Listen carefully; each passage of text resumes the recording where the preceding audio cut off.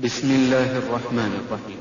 الحمد لله الذي له ما في السماوات وما في الأرض وله الحمد في الآخرة وهو الحكيم الخبير. بسم الله الرحمن الرحيم. سورة سبع. الله سبحانه وتعالى مسورنا غامبا الحمد لله الذي irinyali Allah subhanahu wa ta'ala litenderezebwe. Allah subhanahu wa ta'ala yebazibwe ku byonna byakolera abaddu be. Alladhi lahu ma fi samawati wa ma fi al-ardi, oyo alina obufuzi bw'ebyo ebiri mu ggulu zonna n'ebyo ebiri mu nsi. Walahu alhamdu fi al-akhirah. Allah subhanahu wa ta'ala era yalina okutenderezebwa ku bulamu obw'oluvannyuma ng'abantu bavudde mu bulamu buno obw'ensi nga bazuukidde. Wa huwa al-hakimu. Allah subhanahu wa ta'ala yoyo atakola nsobi mu byonna byakola. Al-khabir, omukenkufu ku buli kintu kyonna, talina kye yeetaaga kubuulira. Ya'lamu ma yaliju fil ardi wa ma yakhruju minha wa ma yanzilu minas samaa'i wa ma ya'ruju fiha wa huwa ar-rahimul ghafur. Ya'lamu, Allah amanyi bulungi, ma yaliju fil ardi, ebyo byonna ebiyingira wano mu nsi yaffe. Gamba nga amazzi agayingira mu ttaka, abantu be tuteeka mu ttaka ne tubaziika, empeke ze tuteeka mu ttaka, ebimera byonna bye tusiga ne tubiteeka mu ttaka. Allah abimanyi bulungi omuwendo gwabyo, teyeetaaga kubeera nti abuulirwa obungi bw'ebintu ebyo ebiyingizibwa mu ttaka. Wama yakhruju minha, n'ebyo ebifuluma mu ttaka. Allah subhanahu wa ta'ala byonna abimanyi. Ebirombe bye tusimulamu eby'obugagga, gamba ng'omusenyu, gamba nga minerals ez'ebika eby'enjawulo by'obugagga eby'omu ttaka, ebyo byonna bye tujja mu ttaka, ebiva mu ttaka ng'ebimera ebiba bisimbiddwa. Allah byonna abimanyi bulungi, embeera zaabyo. Allah subhanahu wa ta'ala teyeetaaga kubeerako kyabuulirwa. Wama yanzilu minas samaa'i, ebyo byonna ebikka okuva mu bbanga aba abitegeera bulungi. Gamba nga amazzi, gamba nga riziki z'abantu, gamba nga bamalayika abava mu bbanga eyo ne babeera nga baseeyeeya bajja okutuukiriza kuno ku nsi ebigendererwa bya Allah byaba abatumye. Wama ya'ruju fiiha, na byonna ebirinnyo okuva mu nsi muno okubeera nga bigenda mu bbanga abitegeera bulungi. Nga bamalayika bwe baba beera baddayo nga batwala emirimu gy'abaddu, bamalayika bwe baba batwala emyoyo gy'abaddu oluvannyuma lw'okubeera nti bamaze okugijja mu mibiri gyagyo. Wa huwa ar-rahman, Allah subhanahu wa ta'ala ye musaasizi. Al-ghafuur, oyo omusonyiyi, akutegeezezza nti amanyi bulungi byonna ebiyingira mu ttaka n'ebifulumayo n'ebikka okuva mu bbanga n'ebigenda mu bbanga, byonna Allah subhanahu wa ta'ala abitegeera bulungi nga teyeetaaze kubeerako kyabuulirwa. وقال الذين كفروا لا تأتينا الساعة قل بلى وربي لتأتينكم عالم الغيب لا يعزب عنه مثقال ذرة في السماوات ولا في الأرض ولا أصغر من ذلك ولا أكبر إلا في كتاب مبين. وقال الذين كفروا أبتكرز بوغرانغ بغامبا لا تأتينا الساعة إكيامة كيجيندا كتجرا amakulu bawakanya essaawa y'olunaku lw'okuzuukira nti eyo teriyo. Qul bagambe gwe nabbi Muhammad amaze okutegeezebwa amazima. Bala weewaawo. Wa rabbi, naye ndayira Allah subhanahu wa ta'ala, Allah yeerayira. Lata'atiyannakum aalimil ghayb, Allah subhanahu wa ta'ala bakakasa nti ekiyama kijja kubajjira oba mwagala oba temwagala. Allah subhanahu wa ta'ala oyo amanyi ebyama yakikakasa nti yadde mu kumanya kwammwe okwa bulijjo tekiriimu, naye Allah subhanahu wa ta'ala bakakasa yamanyi ebyama nti ekiyama ekyo kirina okubeera nti kijja kujja oba mwagala oba temwagala. Mubeere nga musasulibwa okusinziira ku nkola y'emirimu gyammwe nga bwe mubadde mweyisa mu bulamu bw'ensi.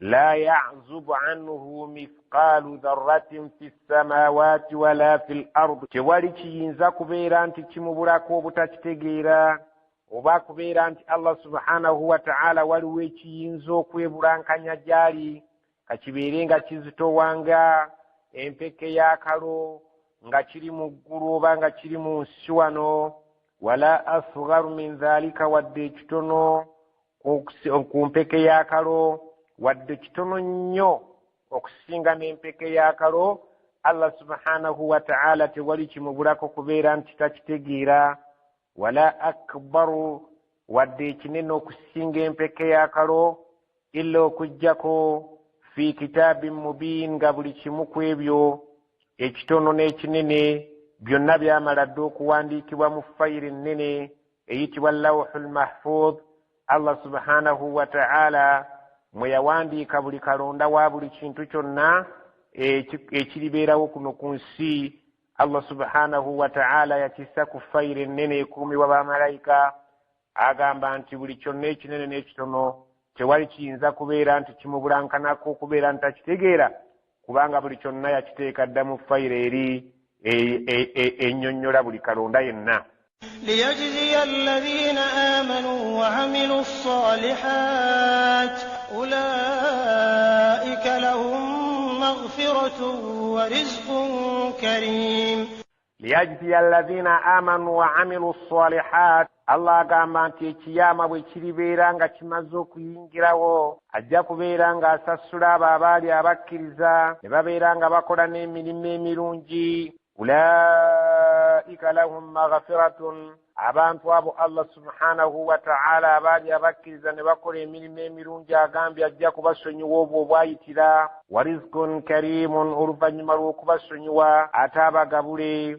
ejjana ey'ekitiibwa nga yempeera y'emirimu gyabwe egyo gye baakolerera kuno ku bulamu bw'ensi والذين سعوا في آياتنا معاجزين أولئك لهم عذاب من رجز أليم والذين سعوا في آياتنا معاجزين نيابا بكرا nga bakola obutassa mukono nga bakola kaweefuba ow'ekika ekyenjawulo ku mateeka gaffe okulabika nga bagalemesa nabo ne basuubira nti basobola okutulemesa okubakwatako ku bulamu bw'ensi n'okubazuukiza nga bakisuubira nti tukisobola tujja kukisobola ate oluvannyuma abantu abo ulaika lahum adhabun bajja kubeera nga bo basasulibwa baweebwa ekibonerezo ne rijzin alim ekibonerezo ekyo ekirabika nti kigenda kubeera nga kya bulumi Allah subhanahu wa ta'ala kyagenda okubatuusaako olw'obujeemu bwabwe n'okubeera nga bawakana nti teriiyo kiyama n'okubeera nga bawakana nti Allah talisobola kubeera nti abazzaawo ne kibaleetera okubeera nga bakuba ekifuba ku mateeka ga Allah nga bakola butaweera okubeera nti bagalemesa okubeera nga gagenda mu maaso nga Allah bw'ayagala gabeere nga gakolebwa mu bulamu bw'ensi ويرى الذين أوتوا العلم الذي أنزل إليك من ربك هو الحق ويهدي إلى صراط العزيز الحميد ويرى الذين أوتوا العلم الله سبحانه وتعالى تغامبا nti balabira ddala abantu abo Allah be yawa okumanya mu bitabo ebyakulembera kubanga mu bitabo ebyakulembera nga Tawreeti ne Injil Nabiyuna Muhammad sallallahu alaihi wasallam yagenda okujja yasangawo abaali babikkiririzaamu ate era buddala mu butuufu bwe baabeera nga balabye nnabbi bakkiriza bulungi nnyo nnabbi eyo ne babeera nga baali bakkiriza mu ddiini yaabwe eri ate ne babeera nga n'obusiraamu bwe bajja nabo baabukkiriza nga Abdullahi ibn Salam Allah agamba nti abantu abaali abalina ilmu mu bitabo biri ebyakulembera bakirabira ddala bulungi nnyo nti Allah subhanahu wa ta'ala yatuma nabbi Muhammadi n'abeera nga amuwadde Qur'ani eno Allah subhanahu wa ta'ala agamba abantu abo abaali nga bakkiriza mu bitabo ebyakulembera ate ne bakkiriza ne nabbi Muhammadi beebo Allah be yawa okumanya okwannama ddala ne babeera nti utul ilma babeera nga Allah yabawa okumanya alladhi unzila ilayka min rabbika huwa alhaq ne bakitegeerera ddala nti ebyo ebyassibwa ku ggwe nabbi muhammadi nga biva eri omulezi wa allah subhanahu wa ta'ala guge mazima wayahdi ila sirati alazizi alhamid ne bibeera nga babikakasa nti byozze nabyo biruŋŋamya omuntu eryekkubo ettuufu eritajja kubeera nti liwangulibwa ekkubo ettuufu erivudde eri allah subhanahu wa ta'ala oyo atawangulwa ate atenderezebwa ebitonde ebisinga okubeera nti byebingi. وقال الذين كفروا هل ندلكم على رجل ينبئكم إذا مزقتم كل ممزق إنكم لفي خلق جديد.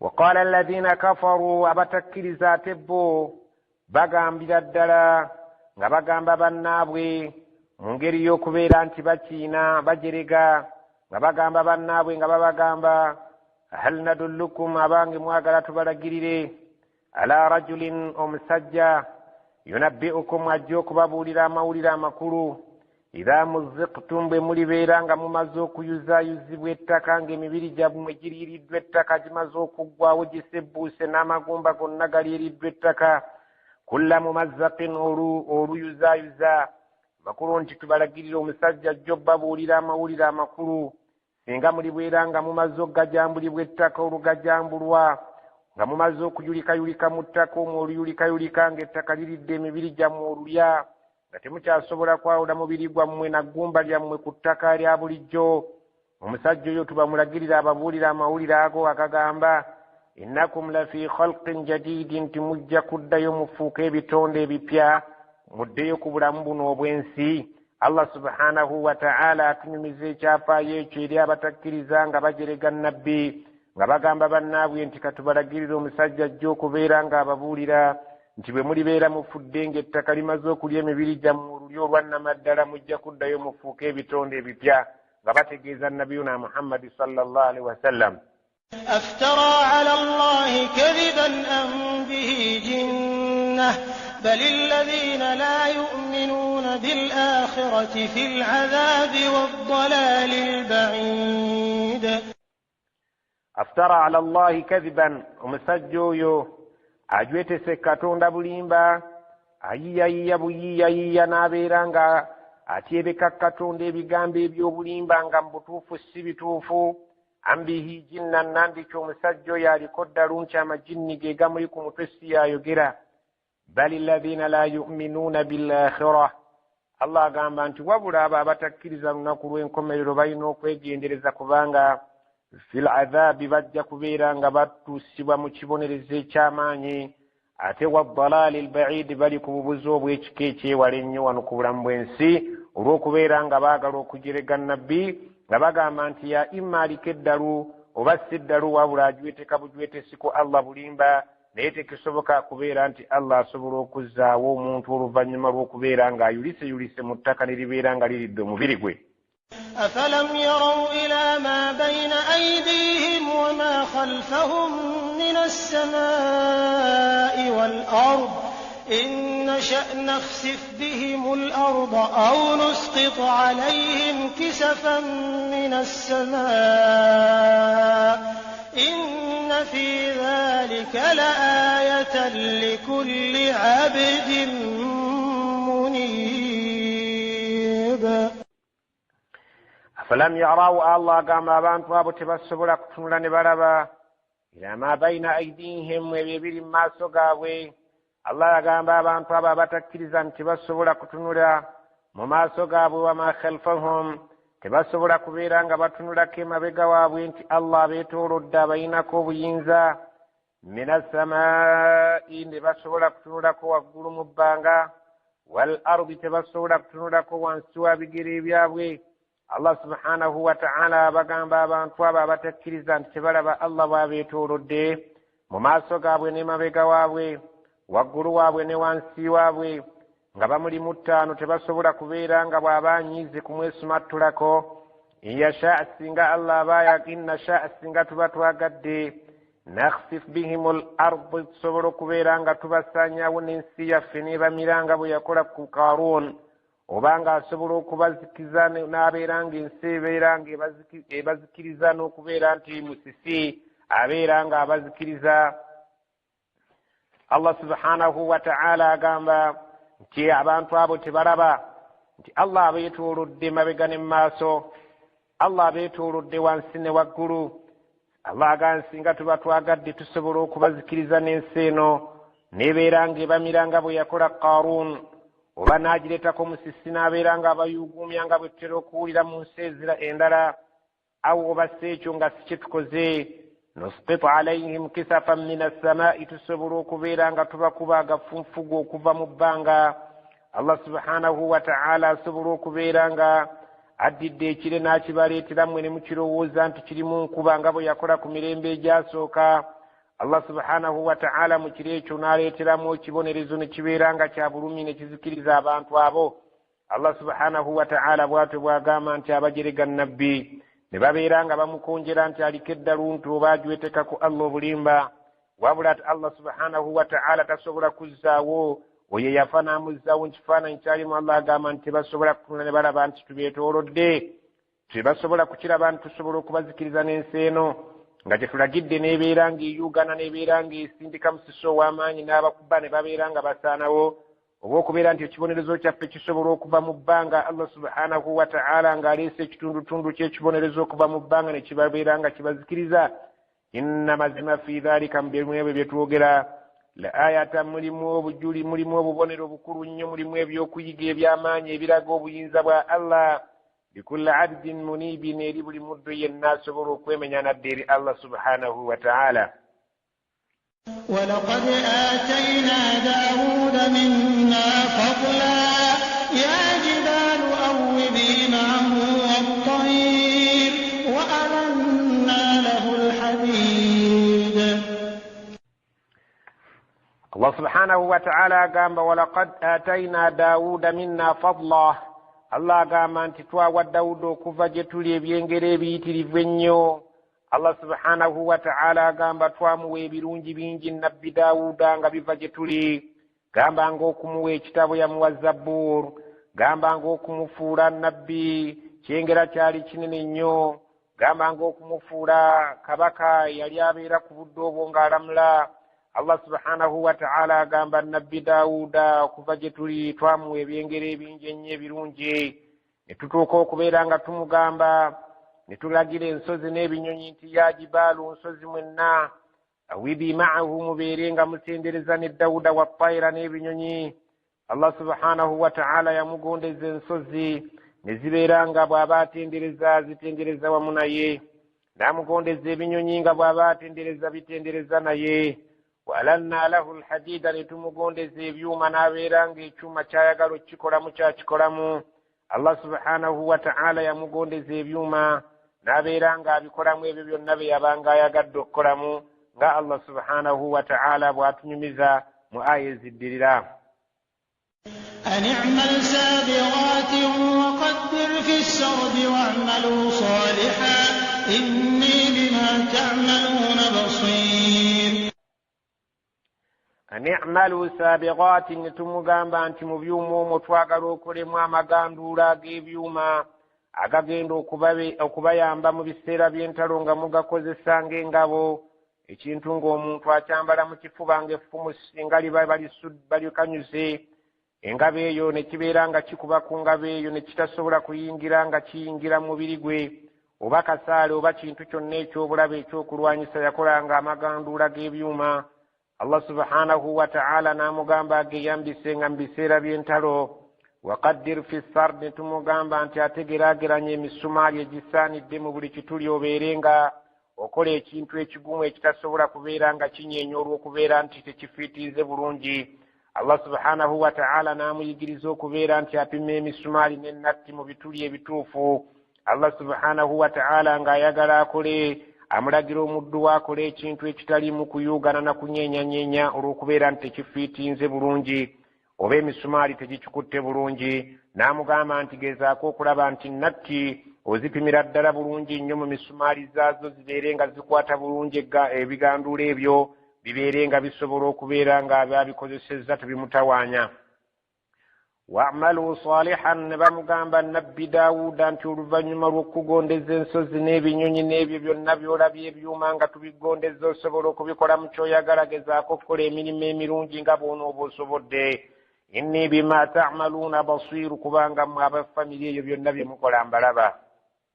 ولسليمان الريح غدوها شهر ورواحها شهر وأسلنا له عين القطر ومن الجن من يعمل بين يديه بإذن ربه ومن يزغ منهم عن أمرنا نذقه من عذاب السعير. ولسليمان الريح تتنولira mutabani wa Daawuda wuyo twabeera nga tumugondeza, naye yali nabbi mulamba. nabbi yazaala nabbi Daawuda, yazaala Sulaimaani, nga bonna bannabbi Allah yabassaako ebyengera bye. Allah subhanahu wa ta'ala atunyumiza omwana wa Daawuda ayitibwa Sulaimaani nti namugondeza empewo.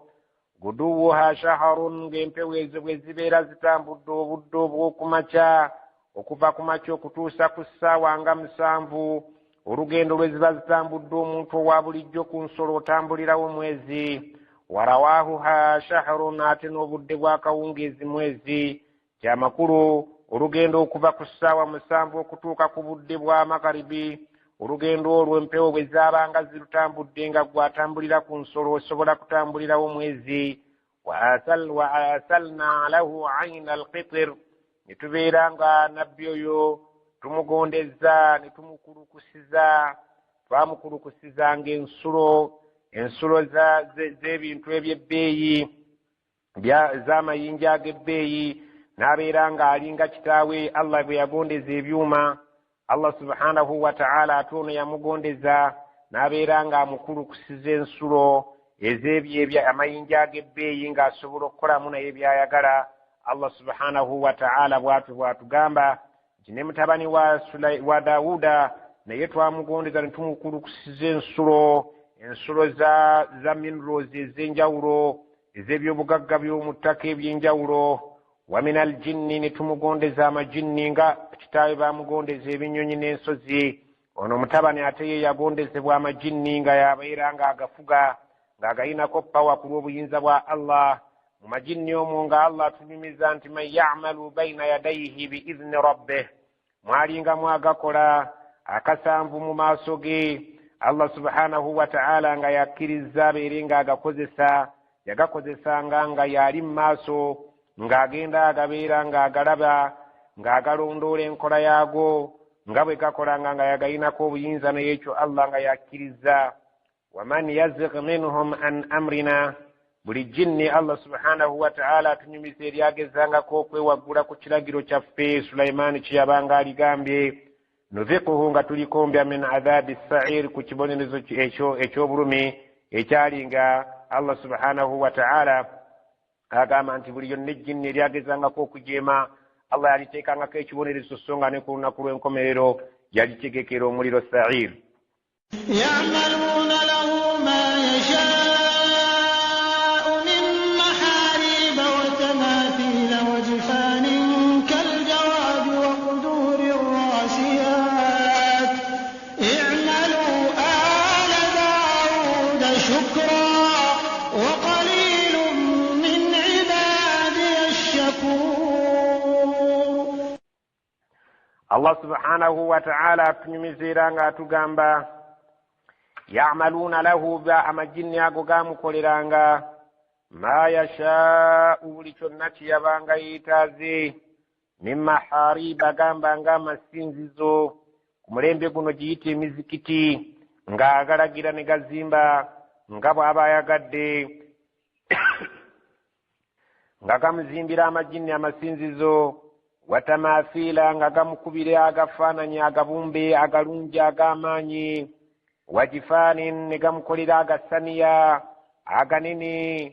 kaljawaabin, agalinga ebidiba obugazi bwago. amasaniya ago Allah subhanahu wa ta'ala atunyumiza gabeeranga nga bw'olaba ekidiba oba ejjessero we beeserera ente nga zigenda okunywa amazzi.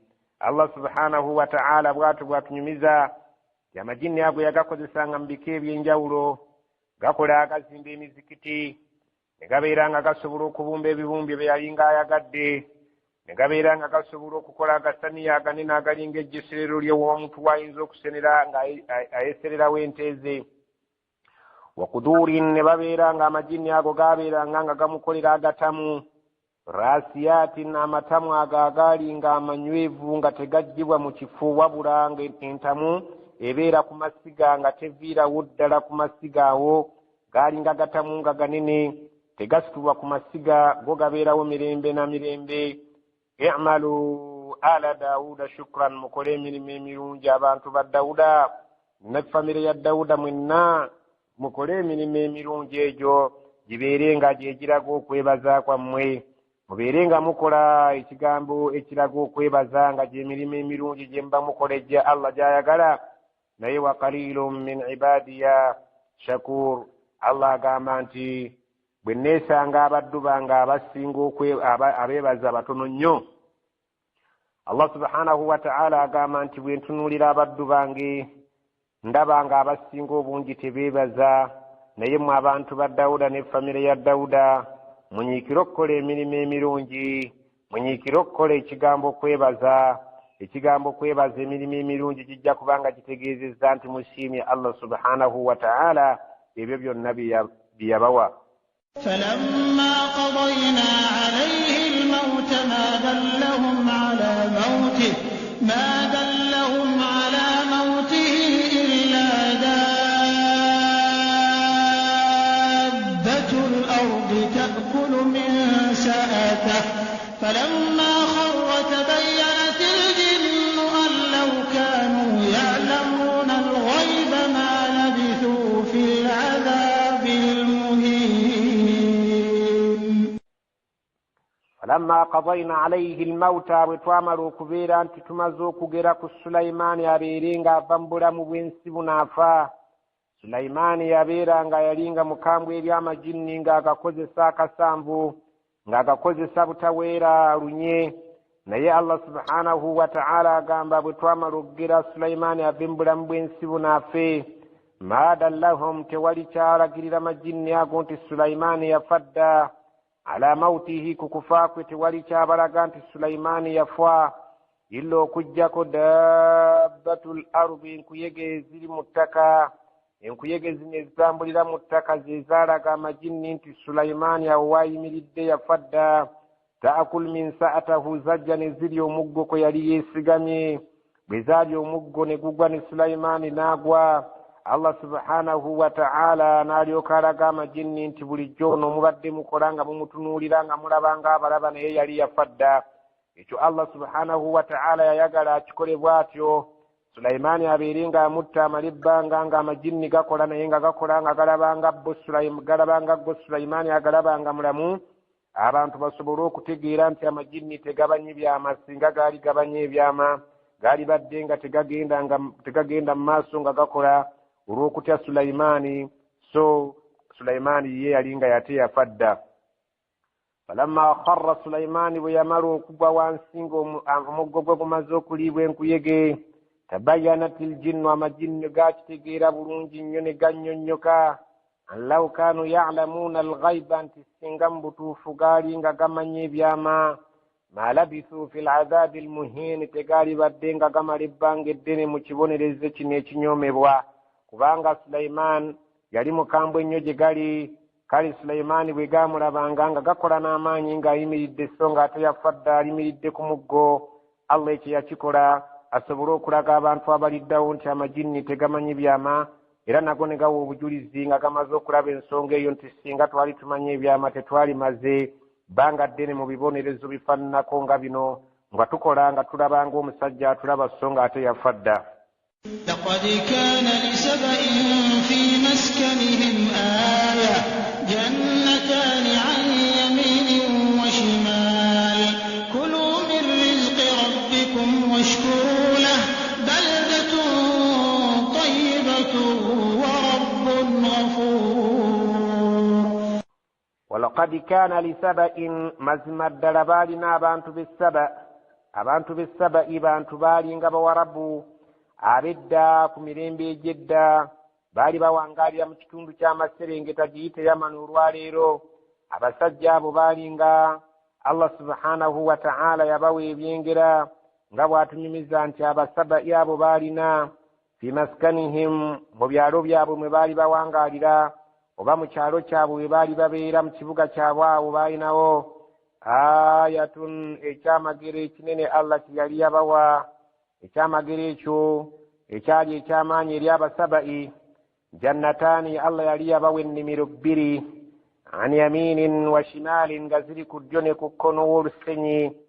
Allah subhanahu wa ta'ala nga yabawa ennimiro ezebbiri nga ennimiro emu eri ku ddyo nga emu eri ku kkono.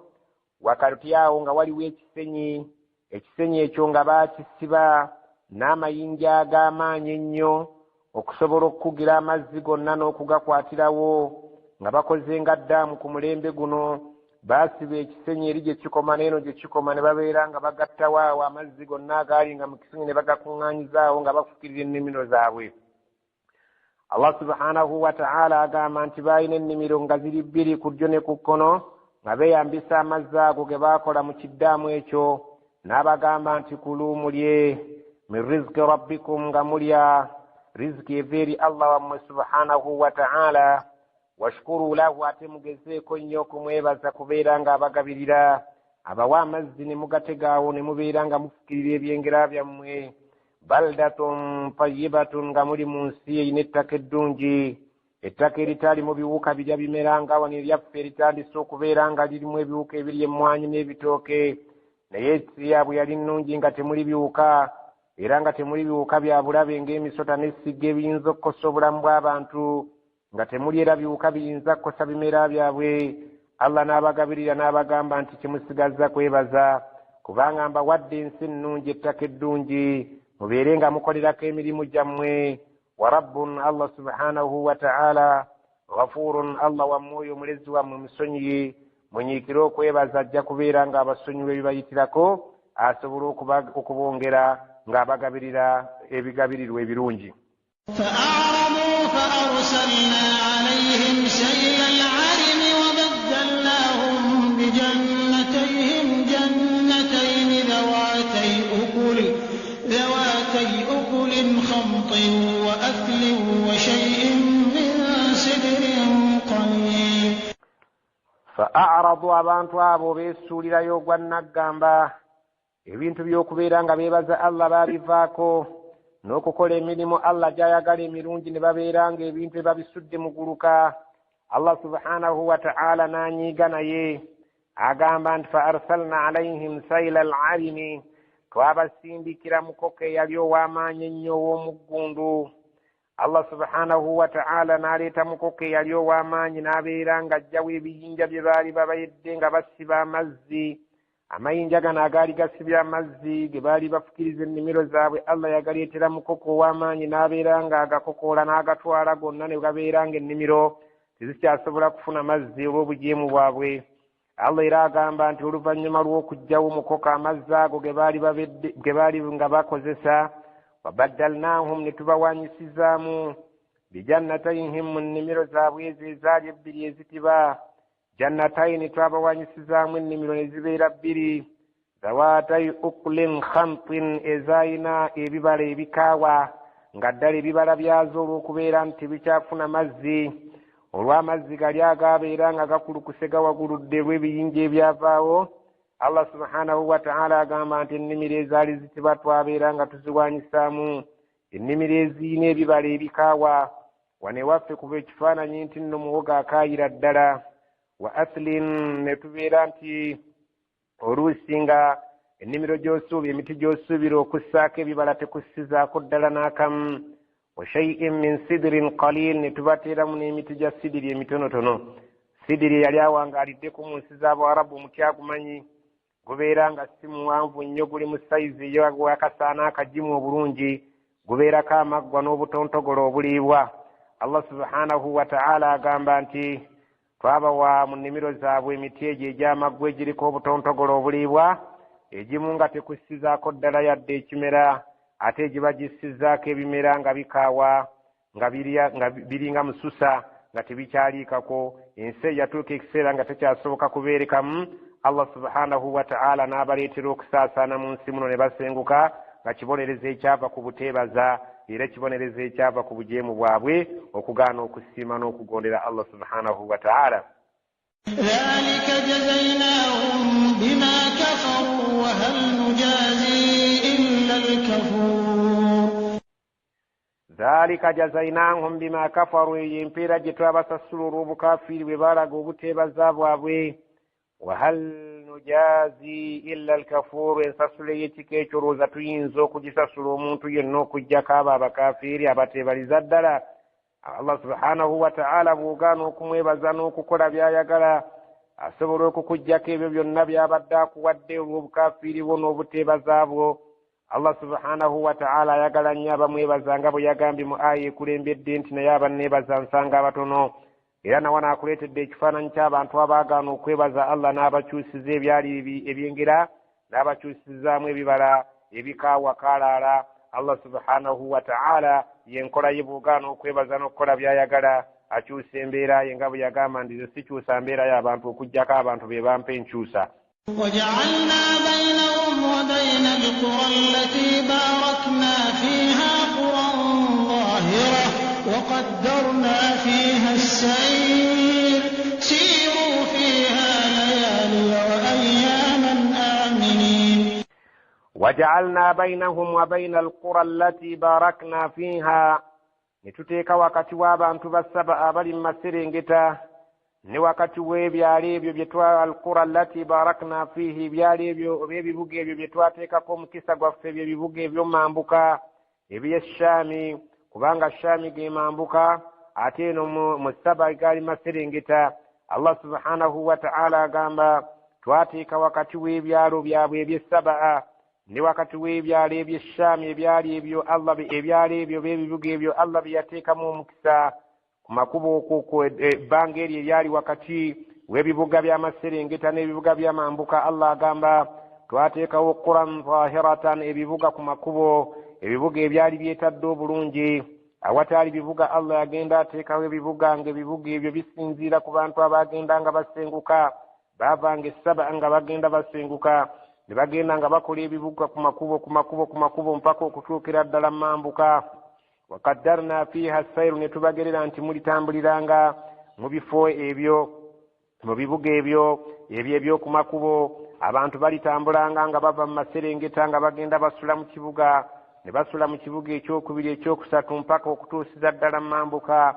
Allah subhanahu wa ta'ala atugamba ono mumanyi wa tafsiri atugamba nti baatuukira ddala ebibuga byawera okusoba kumpi mu mitwalo 4 ebyali nga ku makubo okwo ne babeera nga abantu bagenda basenguka nga badda ku makubo olw'ensi yewaabwe okubeera nti tekyabeerekamu. Allah subhanahu wa ta'ala n'abasenza ne bakola obubuga ku makubo obubuga obwali nga buli ku makubo okwo mpolampola mpaka kutuuka eri mu nsi y'omambuka. Allah n'abagamba siru fiha layaliya wa ayyaman aminin. Munaatambulanga ebiro n'emisana nga muli mirembe mu bibuga ebyo bye mutadde ku makubo. Allah subhanahu wa ta'ala oluvannyuma lw'okubasaasaanya ne badduka mu nsi yaabwe nga tekyabeerekamu olw'okubeera nti ebimera byayo byafuuka mususa tebikyaliikako ebirala bwe basimba tebikyateekako. Allah subhanahu wa ta'ala n'abagamba nti mugende nga musenga ku kibuga mugende nga muteeka ebibuga ku makubo mpaka okuva mu maserengeta okutuusiza ddala eri mambuka. Munaatambuliranga mu bbanga eryo nga mutambula ekiro n'emisana naye nga temulina kutya. Mujja kubeeranga nga mutambula nga muli batambuze abava ku kibuga wano nga mudda ku kibuga ekirala mugenda musula bisulo mpaka okutuuka mu mambuka. Ate bwe munaamalanga ebyetaako byammwe mambuka ate ne mujja nga musula mu bibuga ebyo. Allah subhanahu wa ta'ala n'abeera nga abatemyetemye n'abeera nga abaawudde oluvannyuma lw'okugaana okwebaza. فقالوا ربنا باعد بين أسفارنا وظلموا أنفسهم فجعلناهم أحاديث ومزقناهم كل ممزق إن في ذلك كل صبار شكور فقالوا باتوا كيكسيرا نبغامبا ربنا أي الله وفي باعد بين أسفارنا تكسبا oteke wakati w'ebibuga byaffe n'engendo zaffe ebbanga eddene tuleke kubeera ku bubuga nga bwa kumpi na kumpi kulw'okubanga abasajja abagagga baatuuka ekiseera ne babeera nga bakwatibwa abaavu babakwatirwa obujja abaavu abaali babeera nga bapangisa ensolo zaabwe ne babeera nga bagula ebyokulya ku bagagga babeere nga batambula nabyo olw'okubeera nti baasulanga mu kkubo nga beetaaga entambula n'entanda ennene abagagga baatuuka ekiseera ne bagamba Allah ebibuga by'otadde ku kkubo nga byakumukumu birabika ffe bitutadde mu mbeera enzibu tekyali muntu ayagala tupangisaako ntambula kubanga asobola okutambula n'ebigere n'ava mu kibuga kino n'atuuka mu kibuga ekyokubiri eyo n'asangayo ebyokulya ate n'abeera ng'atambuza bigere awo n'asulawo ebbanga ly'ayagala ate n'agenda ng'atambula bw'atyo kati entambula eyaffe tekyalina mugaso tekyali atupangisaako bya ntambula ate tekyali atugulako ntanda Allah subhanahu wa ta'ala abagagga ne bamusaba nti tuteerewo engendo empanvu okuva ku kibuga okutuuka ku kibuga ekirala abaavu basobole okubeera nga batupangisaako entambula n'okutugulako ebyokulya naye ebibuga ebiri okumuukumu bibaleetedde okubeera nti tebakyetaaga ntambula yaffe ekirabika nti tukyasobola kubeerako ke tuzza eri nsawo zaffe ne basaba edduwa nti ai Allah rabbana ba'iqa faqaalu ne bagamba rabbana ai katonda waffe ba'idi baina asfarina tukusaba oteeka ebbanga eddene wakati w'engendo zaffe abantu basobole okutupangisaako ebyentambula kubanga bwe tunaabeera nga abantu bali ku kibuga ekiriraanye n'ekiriraanye basobola okutambuza ebigere waakiri omuntu amala ebbanga eddene ng'atambula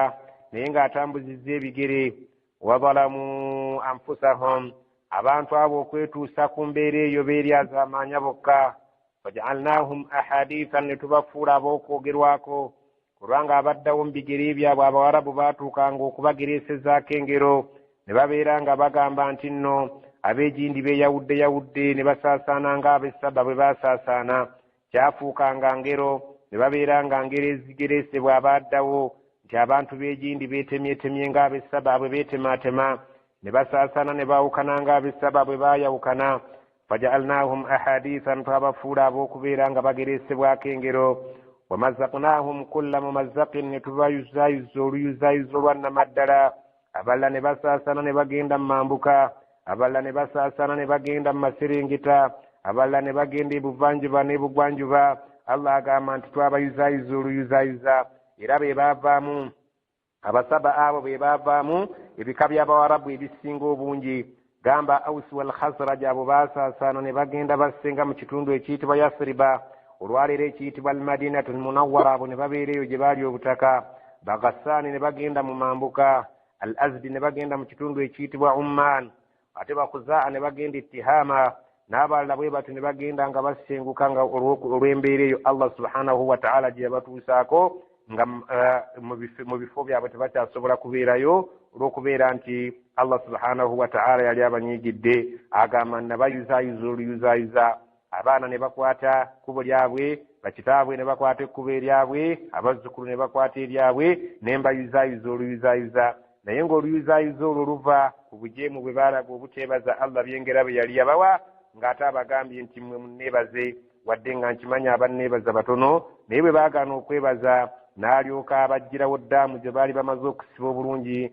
ennimiro zaabwe ezaali zibala obulungi ne zitandika okubala ebibala ebikaawa Allah subhanahu wa ta'ala n'abayuzaayuza ne basaasaanira ensi eno inna mazima fi dhalika mu ebyo kye tujja twogera la ayaati mulimu essomo mulimu ebyokuyiga eri omuntu yenna likulli sabbarin shakurin ku buli muntu yenna alina obugumiikiriza n'asobola okwebaza era unaakomekkereza n'ekigambo okwebaza ennyo Allah ayagala nnyo abamwebaza Allah ayagala nnyo abagumiikiriza kubanga okwebaza kwetaaga bugumiikiriza Allah subhanahu wa ta'ala omuntu ne yeerekereza ku ebyo Allah by'abadde amuwadde n'abeera ng'agabako kikyetaaga bugumiikiriza ku kimu ku biraga nti wasiima Allah subhanahu wa ta'ala ali mu bwetaavu bw'okubeera nti abaddu be bamwebaza nnyo naye agambye nti abanneebaza batono nnyo abantu b'essaba ayabajjako ebyobugagga byabwe olw'obuteebaza Allah agambye nti mu bikintu ky'essaba abo oba okitunuulidde ekyafaayo ekyo naawe alina ebyobugagga osobola okubeerako kyoyigiramu bw'oneegaana okwebaza allah embeera zayinza ozifuula ne zibeera ng'ab'essabaa allah subhanahu wa ta'ala bw'atyo bw'atutegeeza. ولقد صدق عليهم إبليس ظنه فاتبعوه إلا فريقا من المؤمنين. ولقد صدق عليهم إبليس ظنه إبليس ku bantu abo leero endowooza ye yakakatira ddala n'ebeera nti yatuukirira ku bantu abo kubanga ibilisi bwe yali egoba mu ggulu yawera mu maaso ga allah nti abatakkiriza ŋŋenda kubabuzaabuza babeere nga bawuliriza nze baleke okuwuliriza ggwe allah. allah agamba nti nno ku luno leero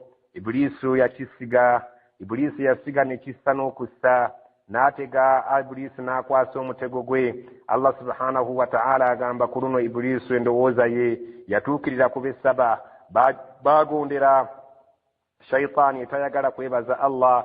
allah subhanahu wa ta'ala shayitaani bwe yali agigoba mu ggulu yawera mu maaso ga allah n'egamba nti wala tajidu aktharahum shakirin, mmanyi nti oyagala nnyo kwebaza naye ŋŋenda kugozoobanya abaana adamu tojja kusanga nga abasinga obungi bakwebaza. allah subhanahu wa ta'ala agamba ku luno ku basaba be baagaana okwebaza endowooza ya sitaani gye yava nayo mu ggulu ey'okubuza abantu n'okubagaana okwebaza ku basaba eyatuukirira fattabauuhu baagigoberera bulungi ne bakyebaza allah illa okuggyako fariqan min almuminin, gurupu eyali entono ey'abakkiriza. allah subhanahu wa ta'ala yamugamba nti abakkiriza abatono balibeera nga beebaza, togenda kubeera ng'obasobola. allah